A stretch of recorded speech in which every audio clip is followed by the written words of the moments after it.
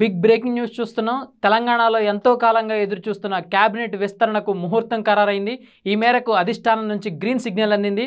ఆదివారం తెలంగాణ మంత్రివర్గ విస్తరణ జరగబోతుంది. మంత్రివర్గ విస్తరణకు హైకమాండ్ గ్రీన్ సిగ్నల్ ఇవ్వడంతో అందుకు సంబంధించిన ఏర్పాట్లు చేసేందుకు ప్రభుత్వం సిద్ధమైంది. కేబినెట్లో మొత్తం 8 స్థానాలు ప్రస్తుతానికి ఖాళీగా ఉండగా జూన్ 8న అంటే ఆదివారం ముగ్గురిని మంత్రివర్గంలోకి తీసుకోవాలని నిర్ణయించారు.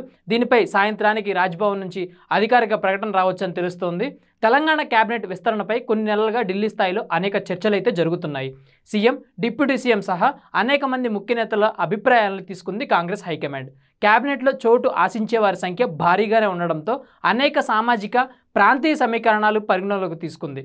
తెలంగాణ కాంగ్రెస్ వ్యవహారాల ఇన్ఛార్జ్ మీనాక్షి నటరాజన్ క్షేత్రస్థాయిలో నేతల అభిప్రాయాలు తీసుకొని హైకమాండ్కు ఈ మేరకు నివేదిక ఇచ్చినట్లు తెలుస్తోంది.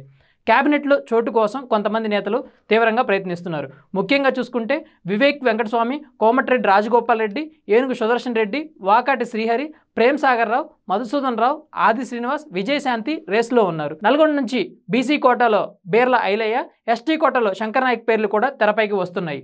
మరోవైపు తమకు కూడా కేబినెట్లో చోటు కల్పించాలని కొద్ది రోజులుగా పలువురు మాదిగ సామాజిక వర్గం ఎమ్మెల్యేలు కాంగ్రెస్ నాయకత్వాన్ని కోరుతున్నారు.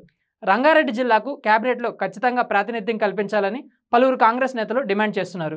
ఈ కోటాలో మల్రెడ్డి రంగారెడ్డి, రామ్మోహన్ రెడ్డి తీవ్రంగా ప్రయత్నాలు చేస్తున్నారు. ఎక్కువ మంది నేతలు కేబినెట్ రేసులో ఉండడంతో ఎలాంటి సమీకరణాలను పరిగణనలోకి తీసుకొని ఈసారి కేబినెట్లో ఎవరికి చోటు దక్కుతుందనే అంశంపై ఆసక్తి నెలకొని ఉంది. అయితే మంత్రివర్గ విస్తరణ విషయంలో కాంగ్రెస్ నాయకత్వం వ్యూహాత్మకంగా వ్యవహరించనున్నట్లు తెలుస్తోంది. ఆశావహులు అసంతృప్తి చెందకుండా మరో 3 స్థానాలు ఖాళీ ఉంచాలని తెలుస్తుంది. అయితే రేపు 3 మంత్రులు ప్రమాణ స్వీకారం చేసే అవకాశం ఉన్నట్లు విశ్వసనీయ సమాచారం అయితే అందింది. మరి మంత్రి పదవి ఈ నేతల్లో ఎవరిని వరిస్తుందో చూడాలి.